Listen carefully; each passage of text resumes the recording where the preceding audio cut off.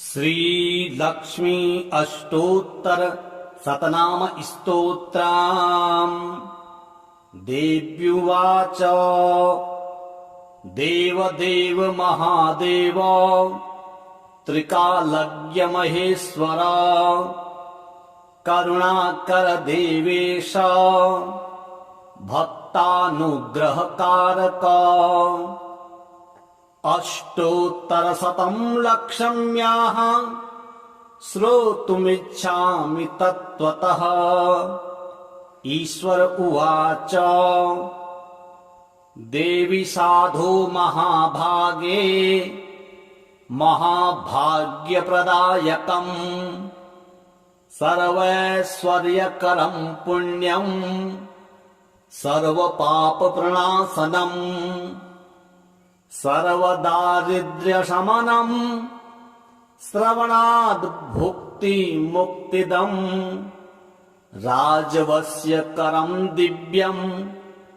गुह्यात् गुह्यतरं परम् दुर्लभं सर्वदेवानां चतुष्षष्टिकलास्पदम् पद्मादीनाम्बरान्तानां निधीनां नित्यदायकम् समस्तदेव संसेव्यम् अणिमाध्यष्टसिद्धिदम् किमत्र बहुनोक्तेन देवी प्रत्यक्षदायकम् तव प्रीत्याद्य वक्ष्यामि समाहितमना शृणु। अष्टोत्तरशतस्यास्य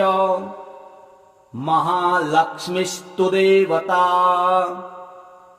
क्लीं बीजपदमित्युक्तम् शक्तिस्तु भुवनेश्वरी अङ्गन्यासः करन्यासः स इत्यादि प्रकीर्तितः। ध्यानम् वन्दे पद्मकरां प्रसन्नवदनां सौभाग्यदां भाग्यदां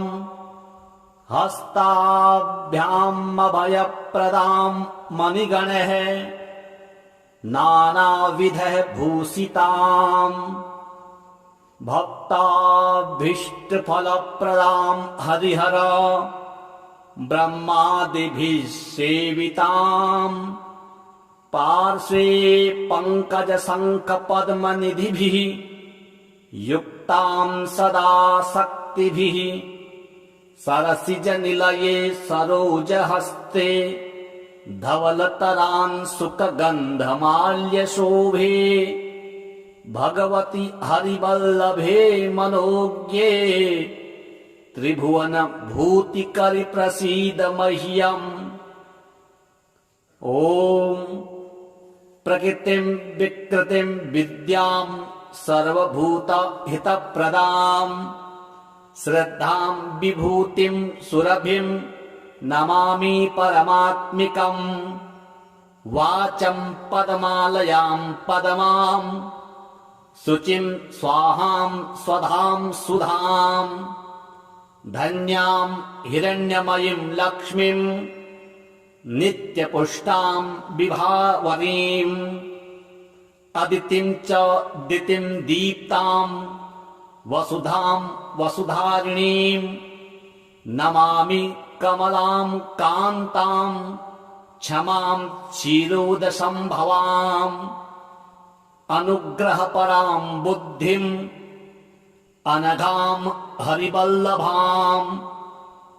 अशोकाममृतां दीप्तां लोकशोकविनाशिनीं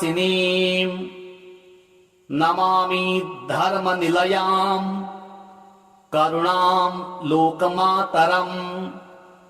पद्मप्रियां पद्महस्तां पद्माक्षीं पद्मसुन्दरीं पद्मोद्भवां पद्ममुखीं पद्मनाभप्रियां रमां पद्ममालाधरां देवीं पद्मिनीं पद्मगन्धिनीं पुण्यगन्धां सुप्रसन्नां प्रसादाभिमुखीं प्रभां नमामि चन्द्रवदनां चन्द्रां चन्द्रसहोदरीं चतुर्भुजां चन्द्ररूपां इन्दिरामिन्दुशीतलाम् आह्लादजननीं पुष्टिं शिवां शिवकारीं सतीं विमलां विश्वजननीं तुष्टिं दारिद्र्यनाशिनीं प्रीतिपुष्करिणीं शान्तां सकलमाल्याम्बरां श्रियं भास्करीं बिल्वनिलयां वरारोहां यशस्विनीं वसुन्धरामुदाराङ्गां हरिणीं हेममालिनीं धनधान्यकरीं सिद्धिं स्त्रैण सौम्यां शुभप्रदां नृपवेश्मगतानन्दां वरलक्ष्मीं वसुप्रदां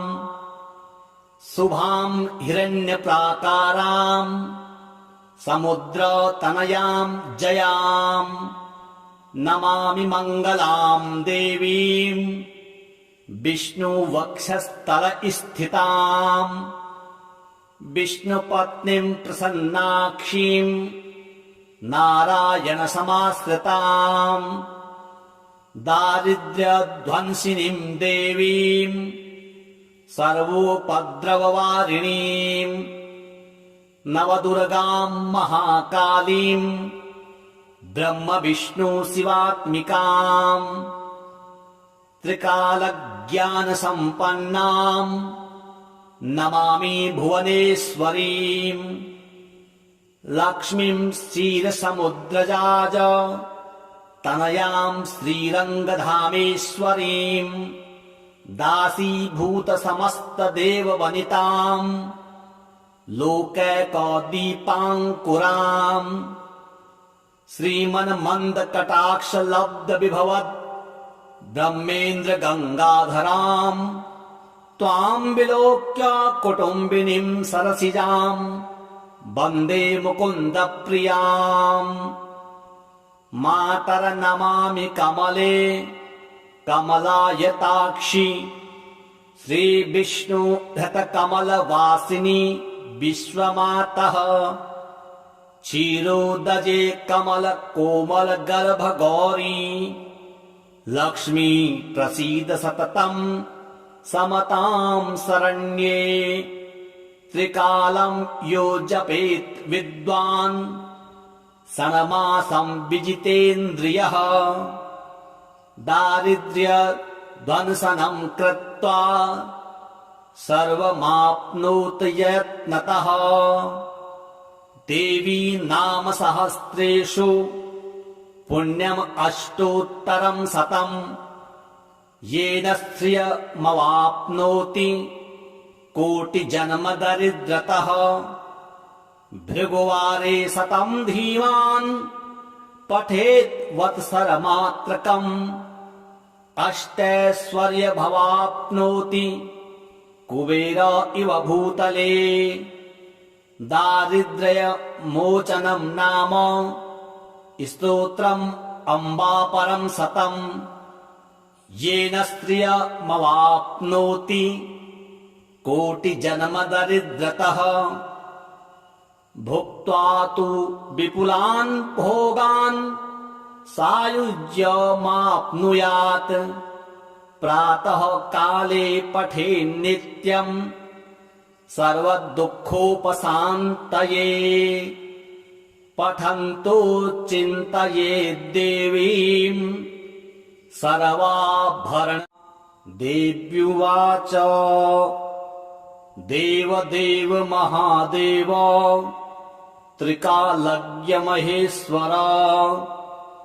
करुणाकर देवेश भक्तानुग्रहकारक अष्टोत्तरशतं लक्षम्याः श्रोतुमिच्छामि तत्त्वतः। ईश्वर उवाच देवी साधो महाभागे महाभाग्यप्रदायकम् सर्वैश्वर्यकरम् पुण्यम् सर्वपापप्रणाशनम् सर्वदारिद्र्यशमनम् श्रवणाद् भुक्तिमुक्तिदम् राजवस्यकरम् दिव्यम् गुह्यात् गुह्यतरम् परम् दुर्लभम् सर्वदेवानाम् चतुष्षष्टिकलास्पदम् पद्मादीनाम् वरान्तानाम् निधीनाम् नित्यदायकम् समस्तदेव संसेव्यम् अणिमाध्यष्टसिद्धिदम् किमत्र बहुनोक्तेन देवी प्रत्यक्षदायकम् तव प्रीत्याद्य समाहितमना शृणु अष्टोत्तरशतस्यास्य महालक्ष्मीस्तु देवता क्लीं बीजपदमित्युक्तम् शक्तिस्तु भुवनेश्वरी अङ्गन्यासः करन्यासः स इत्यादि प्रकीर्तितः ध्यानम् वन्दे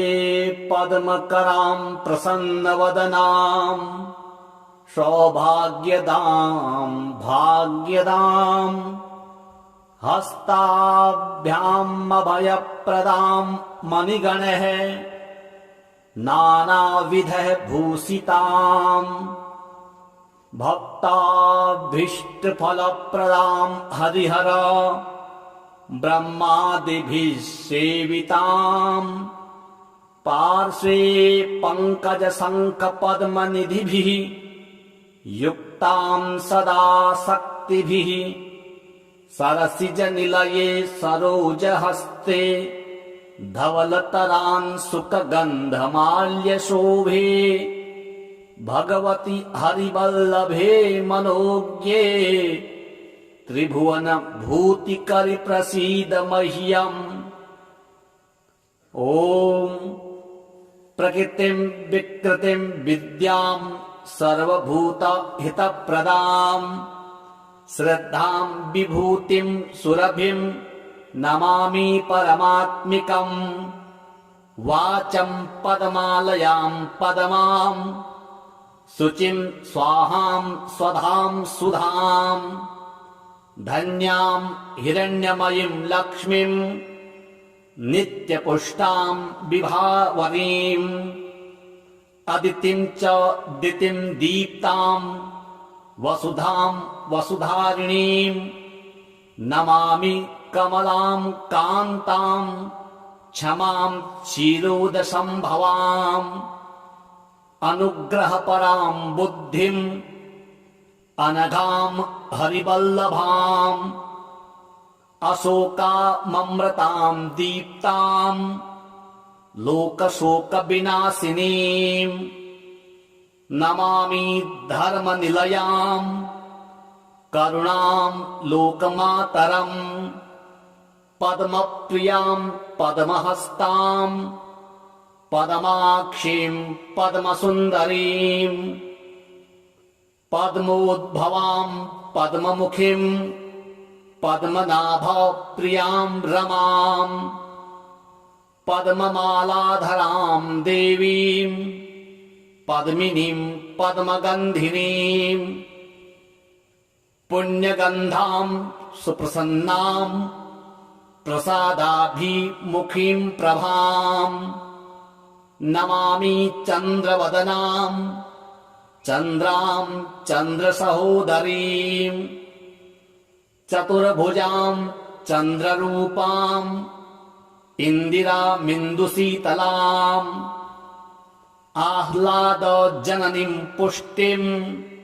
शिवां शिवकारीं सतीं विमलां विश्वजननीं तुष्टिं दारिद्र्यनाशिनीं प्रीतिपुष्करिणीं शान्तां सकलमाल्याम्बरां श्रियं भास्करीं बिल्वनिलयां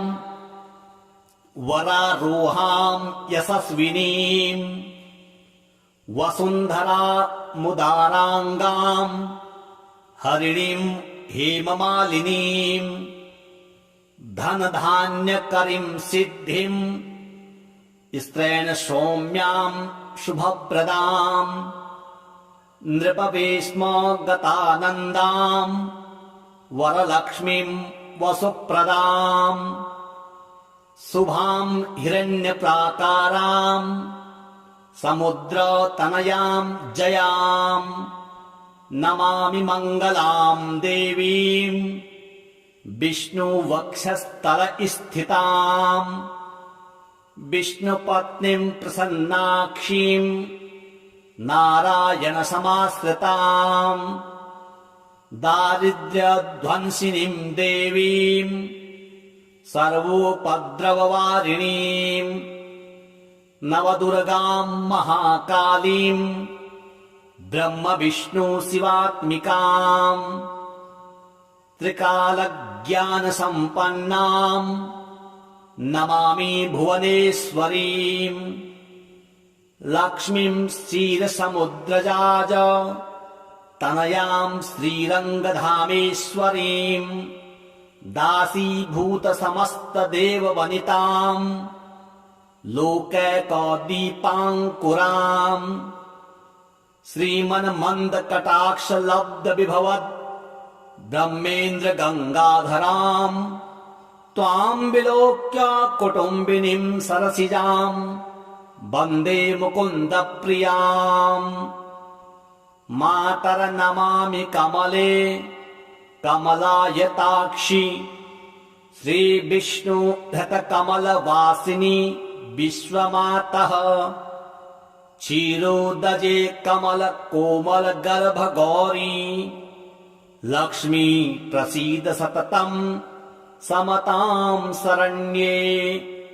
त्रिकालं यो जपेत् विद्वान्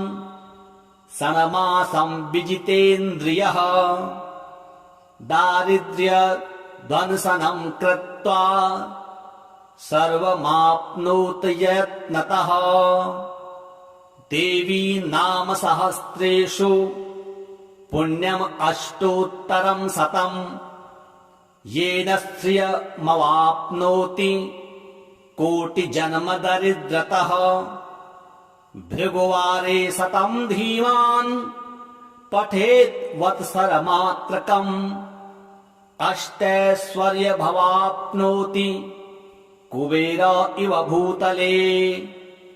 दारिद्र्यमोचनं नाम स्तोत्रम् अम्बापरं शतं येन श्रियमवाप्नोति कोटिजन्मदरिद्रतः भुक्त्वा तु विपुलान् भोगान् सायुज्यमाप्नुयात् प्रातः काले पठेन्नित्यम् सर्वदुःखोपशान्तये पठन्तो चिन्तयेद्देवीं सर्वाभरण देव्युवाच देवदेव महादेव त्रिकालज्ञ महेश्वर करुणाकर देवेश भक्तानुग्रहकारक अष्टोत्तरशतं लक्षम्याः श्रोतुमिच्छामि तत्त्वतः ईश्वर उवाच देवी साधो महाभागे महाभाग्यप्रदायकम् सर्वैश्वर्यकरं पुण्यम् सर्वपापप्रणाशनम् सर्वदारिद्र्यशमनम् श्रवणाद् भुक्ति मुक्तिदम् राजवस्य करम् दिव्यम् गुह्यात् गुह्यतरम् परम् दुर्लभम् सर्वदेवानाम् चतुष्षष्टिकलास्पदम् पद्मादीनाम् वरान्तानाम् निधीनाम् नित्यदायकम् समस्तदेव संसेव्यम् अणिमाध्यष्टसिद्धिदम् किमत्र बहुनोक्तेन देवी प्रत्यक्षदायकम् तव प्रीत्याद्य वक्ष्यामि समाहितमना शृणु अष्टोत्तरशतस्यास्य महालक्ष्मीस्तु देवता क्लीं बीजपदमित्युक्तम् शक्तिस्तु भुवनेश्वरी अङ्गन्यासः करन्यासः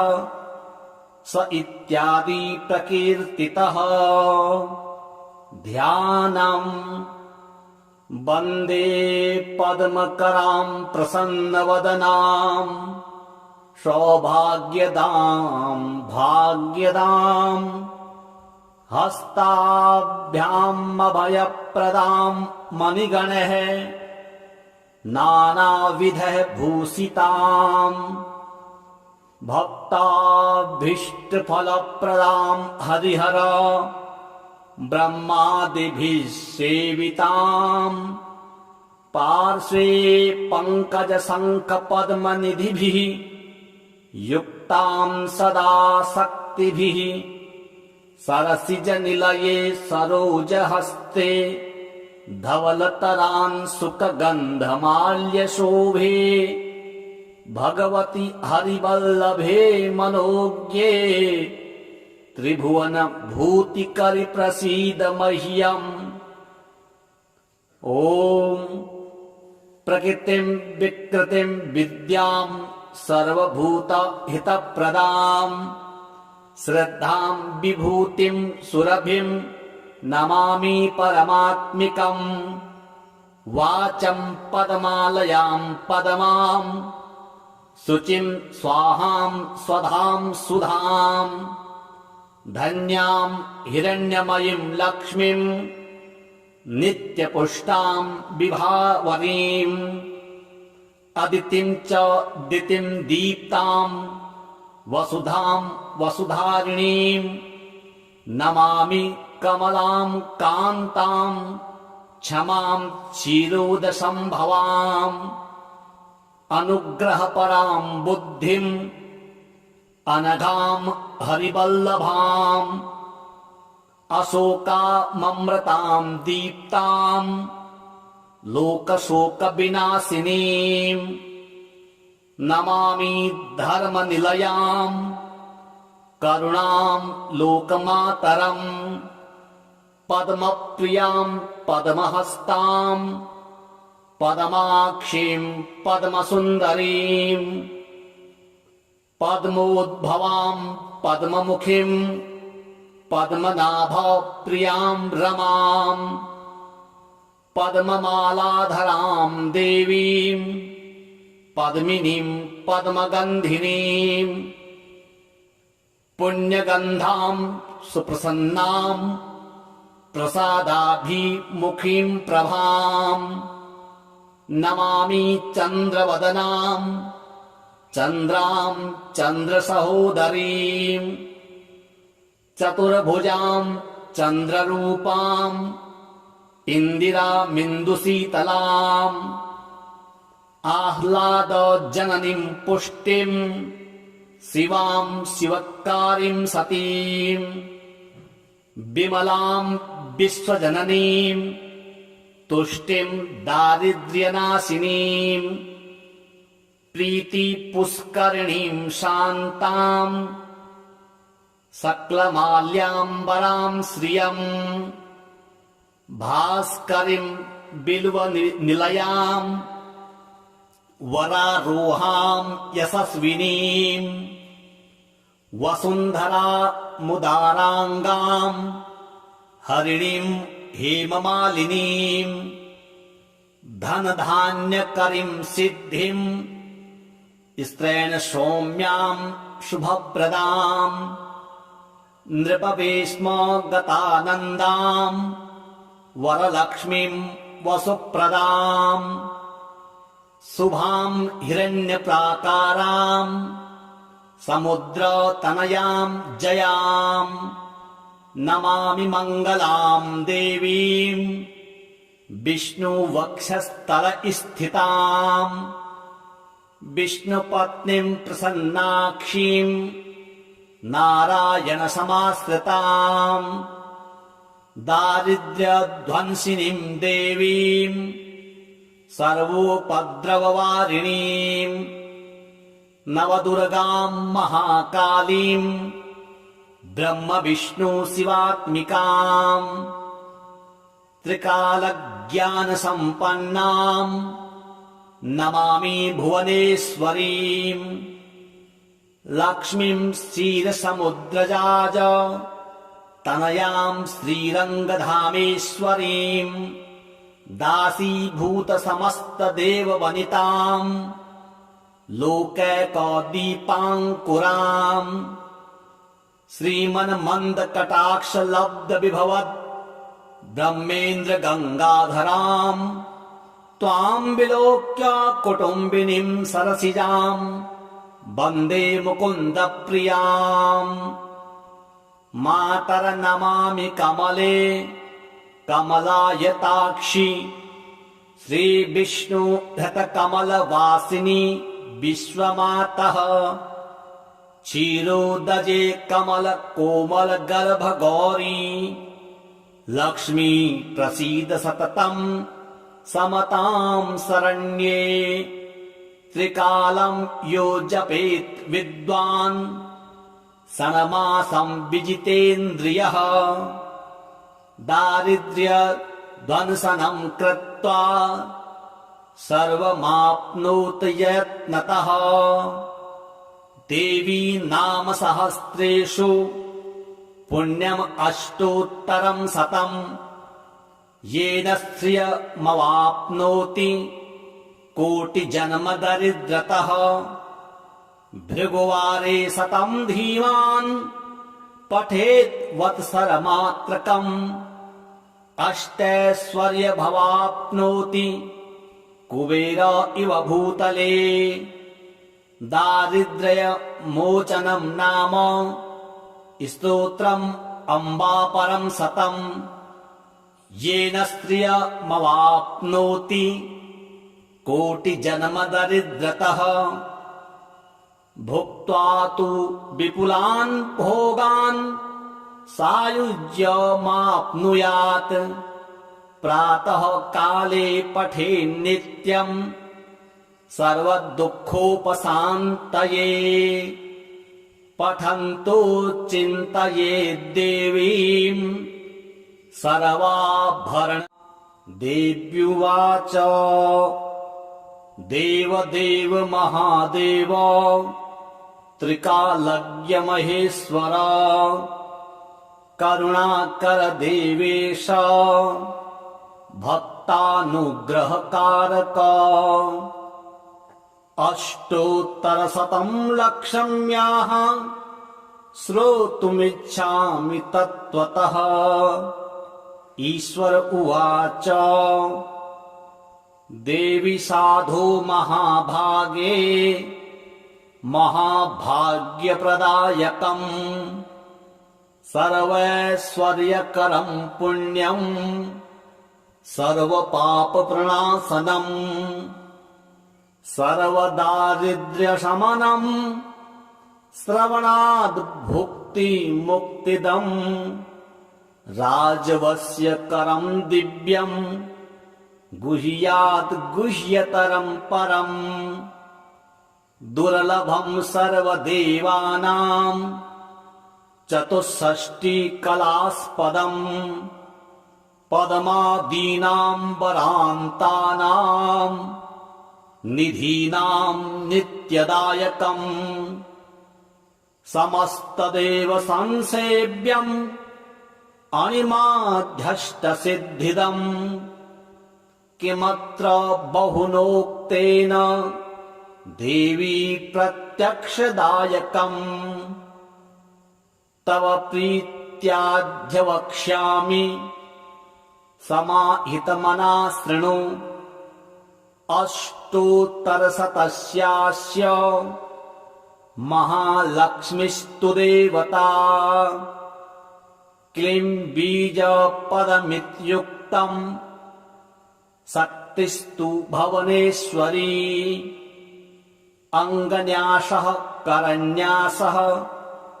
स इत्यादि प्रकीर्तितः ध्यानम् वन्दे पद्मकरां प्रसन्नवदनां सौभाग्यदां भाग्यदां हस्ताभ्याम् अभयप्रदां मणिगणैः नानाविधः भूषितां भक्ताभीष्टफलप्रदां हरिहर ब्रह्मादिभिः सेवितां पार्श्वे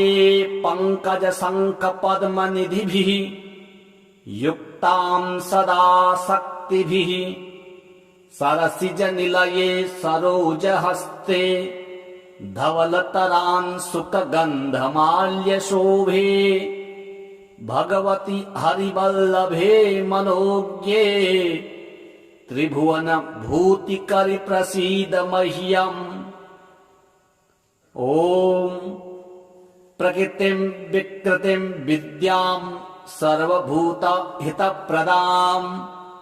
श्रद्धां विभूतिं सुरभिं नमामि परमात्मिकम् वाचं पदमालयां पदमां शुचिं स्वाहां स्वधां सुधां धन्यां हिरण्यमयीं लक्ष्मीं नित्यपुष्टां विभावरीं अदितिं च दितिं दीप्तां वसुधां वसुधारिणीं नमामि कमलां कान्तां क्षमां क्षीरोदसम्भवाम् अनुग्रहपरां बुद्धिम् अनघां हरिवल्लभाम् अशोकाममृतां दीप्तां लोकशोकविनाशिनीं नमामि धर्मनिलयां करुणां लोकमातरम् पद्मप्रियां पद्महस्तां पद्माक्षीं पद्मसुन्दरीं पद्मोद्भवां पद्ममुखीं पद्मनाभप्रियां रमां पद्ममालाधरां देवीं पद्मिनीं पद्मगन्धिनीं पुण्यगन्धां सुप्रसन्नां प्रसादाभिमुखीं प्रभां नमामि चन्द्रवदनां चन्द्रां चन्द्रसहोदरीं चतुर्भुजां चन्द्ररूपां इन्दिरामिन्दुशीतलाम् आह्लादजननीं पुष्टिं शिवां शिवकारीं सतीं विमलां विश्वजननीं तुष्टिं दारिद्र्यनाशिनीं प्रीतिपुष्करिणीं शान्तां सकलमाल्याम्बरां श्रियं भास्करीं बिल्वनिलयां वरारोहां यशस्विनीं वसुन्धरामुदाराङ्गां हरिणीं हेममालिनीं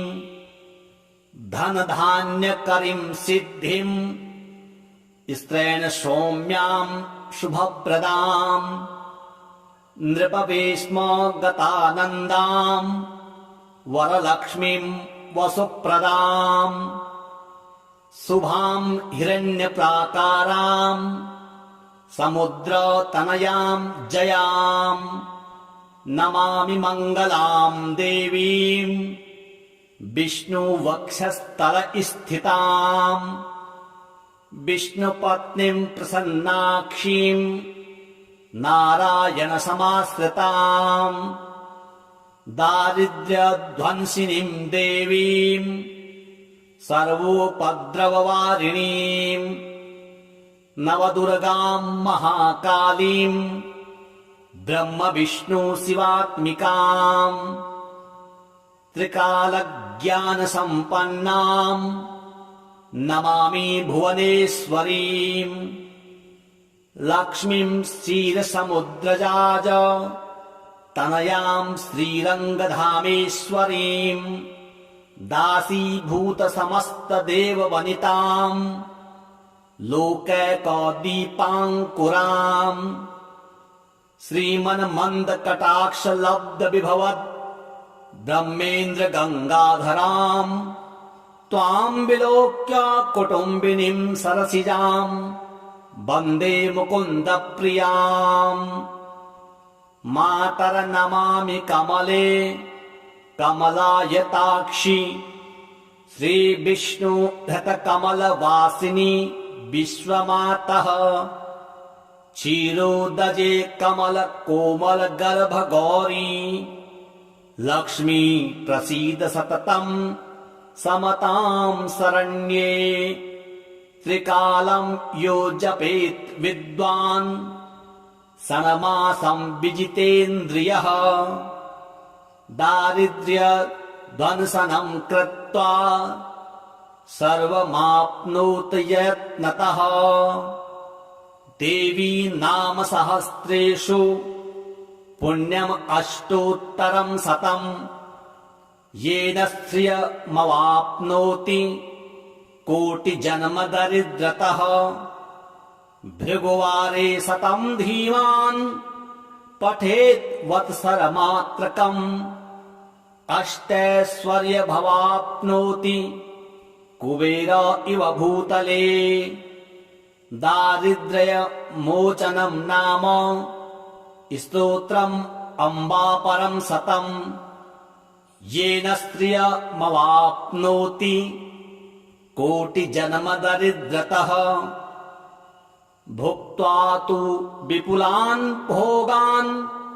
सायुज्यमाप्नुयात् प्रातः काले पठेन्नित्यम् सर्वदुःखोपशान्तये पठन्तो चिन्तयेद्देवीं सर्वाभरण देव्युवाच देवदेव महादेव त्रिकालज्ञ महेश्वर करुणाकर देवेश भक्तानुग्रहकारक अष्टोत्तरशतं लक्ष्म्याः श्रोतुमिच्छामि तत्त्वतः ईश्वर उवाच देवी साधो महाभागे महाभाग्यप्रदायकम् सर्वैश्वर्यकरं पुण्यम् सर्वपापप्रणाशनम् सर्वदारिद्र्यशमनम् श्रवणाद् भुक्तिमुक्तिदम् राजवस्यकरं दिव्यम् गुह्यात् गुह्यतरं परम्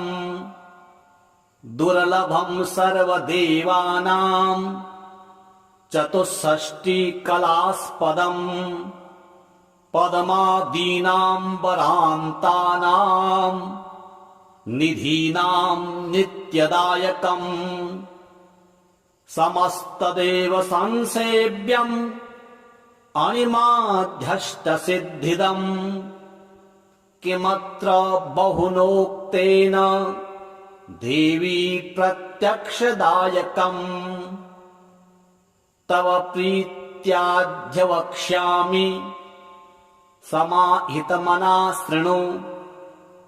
अष्टोत्तरशतस्यास्य महालक्ष्मीस्तु देवता क्लीं बीजपदमित्युक्तम्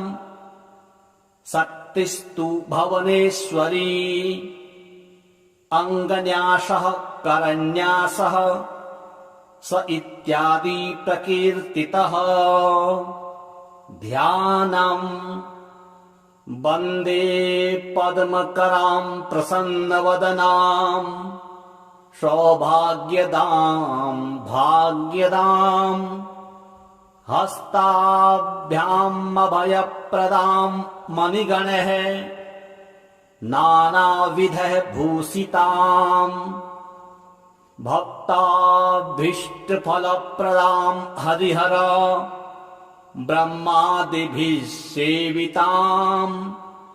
पार्श्वे पङ्कजशङ्खपद्मनिधिभिः युक्तां सदा शक्तिभिः सरसिजनिलये सरोजहस्ते धवलतरांशुकगन्धमाल्यशोभे भगवति हरिवल्लभे मनोज्ञे त्रिभुवन भूतिकरि प्रसीद मह्यम् ॐ प्रकृतिं विकृतिं विद्यां सर्वभूत हितप्रदां श्रद्धां विभूतिं सुरभिं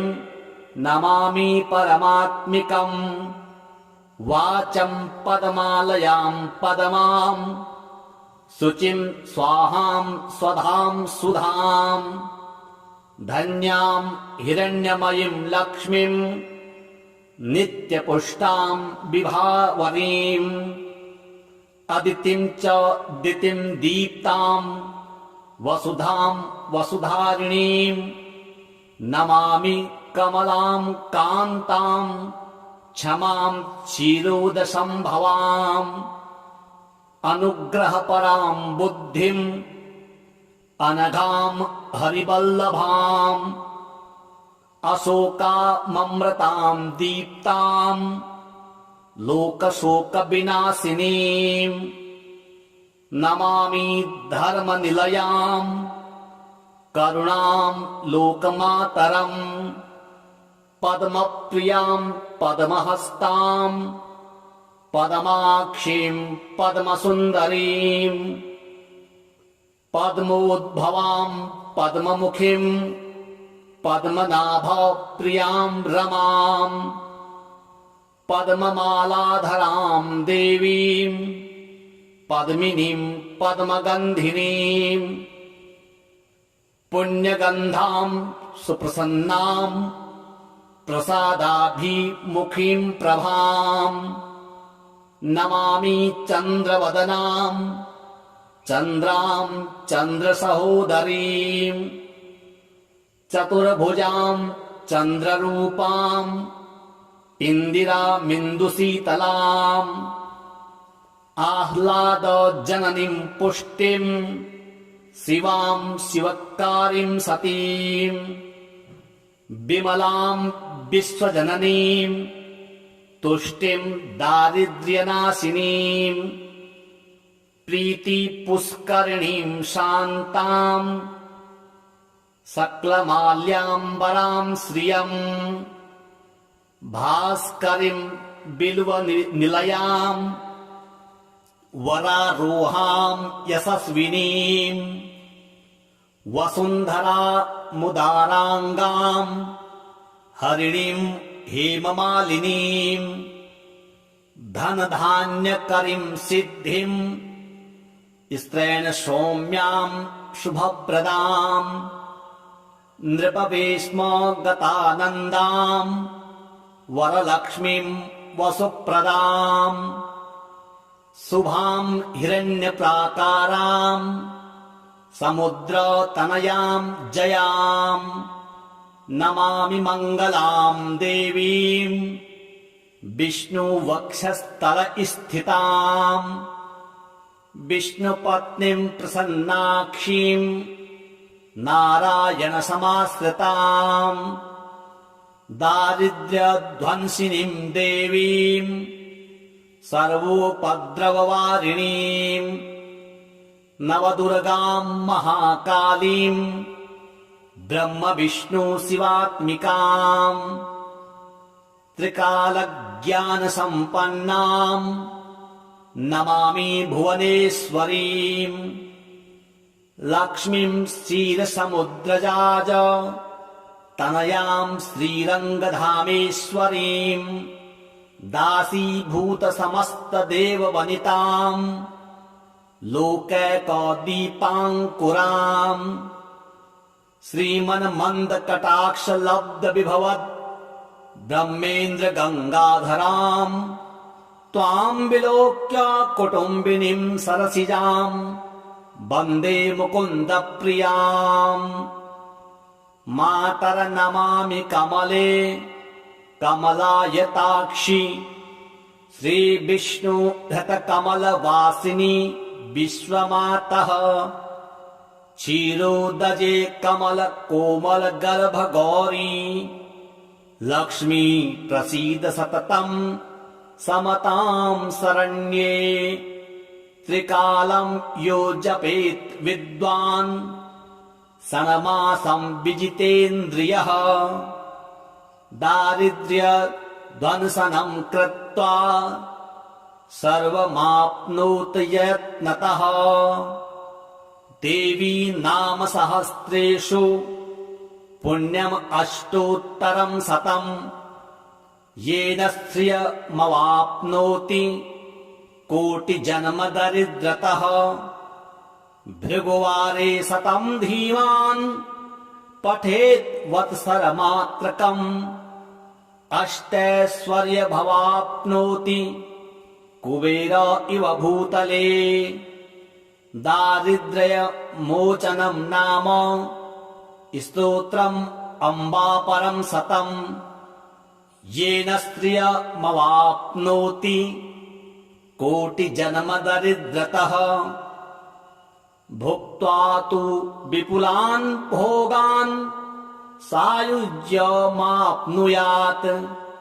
प्रातः काले पठेन्नित्यम् सर्वदुःखोपशान्तये पठन्तो चिन्तयेद्देवीम् सर्वाभरण देव्युवाच देवदेव महादेव त्रिकालज्ञ महेश्वर करुणाकर देवेश भक्तानुग्रहकारक अष्टोत्तरशतं लक्ष्म्याः श्रोतुमिच्छामि तत्त्वतः ईश्वर उवाच देवी साधो महाभागे महाभाग्यप्रदायकम् सर्वैश्वर्यकरं पुण्यं सर्वपापप्रणाशनम् सर्वदारिद्र्यशमनम् श्रवणाद् भुक्तिमुक्तिदम् राजवस्यकरं दिव्यम् गुह्यात् गुह्यतरं परम् दुर्लभं सर्वदेवानां चतुष्षष्टिकलास्पदम् पद्मादीनां वरान्तानां निधीनां नित्यदायकम् समस्तदेव संसेव्यम् अणिमाध्यष्टसिद्धिदम् किमत्र बहुनोक्तेन देवी प्रत्यक्षदायकम् तव प्रीत्याद्य वक्ष्यामि समाहितमना शृणु अष्टोत्तरशतस्यास्य महालक्ष्मीस्तु देवता क्लीं बीजपदमित्युक्तम् शक्तिस्तु भुवनेश्वरी अङ्गन्यासः करन्यासः स इत्यादि प्रकीर्तितः ध्यानम् वन्दे पद्मकरां प्रसन्नवदनां सौभाग्यदां भाग्यदां हस्ताभ्याम् अभयप्रदां मणिगणैः नानाविधः भूषितां भक्ताभीष्टफलप्रदां हरिहर ब्रह्मादिभिः सेवितां पार्श्वे पङ्कजशङ्खपद्मनिधिभिः युक्तां सदा शक्तिभिः सरसिजनिलये सरोजहस्ते धवलतरान् सुखगन्धमाल्यशोभे भगवति हरिवल्लभे मनोज्ञे त्रिभुवन भूतिकरि प्रसीद मह्यम्। ॐ प्रकृतिं विकृतिं विद्यां सर्वभूतहितप्रदां श्रद्धां विभूतिं सुरभिं नमामि परमात्मिकम्। वाचं पदमालयां पदमां शुचिं स्वाहां स्वधां सुधां धन्यां हिरण्यमयीं लक्ष्मीं नित्यपुष्टां विभावरीम् अदितिं च दितिं दीप्तां वसुधां वसुधारिणीं नमामि कमलां कान्तां क्षमां क्षीरोदसंभवाम् अनुग्रहपरां बुद्धिम् अनघां हरिवल्लभाम् अशोकाममृतां दीप्तां लोकशोकविनाशिनीं नमामि धर्मनिलयां करुणां लोकमातरम् पद्मप्रियां पद्महस्तां पद्माक्षीं पद्मसुन्दरीं पद्मोद्भवां पद्ममुखीं पद्मनाभप्रियां रमां पद्ममालाधरां देवीं पद्मिनीं पद्मगन्धिनीं पुण्यगन्धां सुप्रसन्नां प्रसादाभिमुखीं प्रभां नमामि चन्द्रवदनां चन्द्रां चन्द्रसहोदरीं चतुर्भुजां चन्द्ररूपां इन्दिरामिन्दुशीतलाम् आह्लादजननीं पुष्टिं शिवां शिवकारीं सतीं विमलां विश्वजननीं तुष्टिं दारिद्र्यनाशिनीं प्रीतिपुष्करिणीं शान्तां सकलमाल्याम्बरां श्रियम् भास्करीं बिल्वनिलयां वरारोहां यशस्विनीं वसुन्धरामुदाराङ्गां हरिणीं हेममालिनीं धनधान्यकरीं सिद्धिं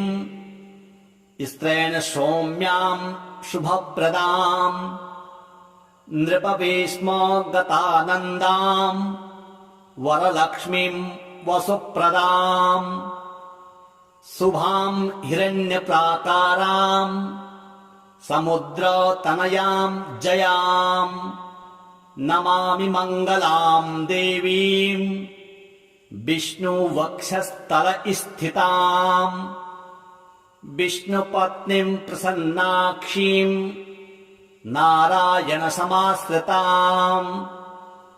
दारिद्र्यध्वंसिनीं देवीं सर्वोपद्रववारिणीं नवदुर्गां महाकालीं ब्रह्मविष्णुशिवात्मिकां त्रिकालज्ञानसम्पन्नां नमामि भुवनेश्वरीं लक्ष्मीं क्षीरसमुद्रजाज तनयां श्रीरङ्गधामेश्वरीं दासीभूतसमस्तदेववनितां लोकैकदीपाङ्कुराम्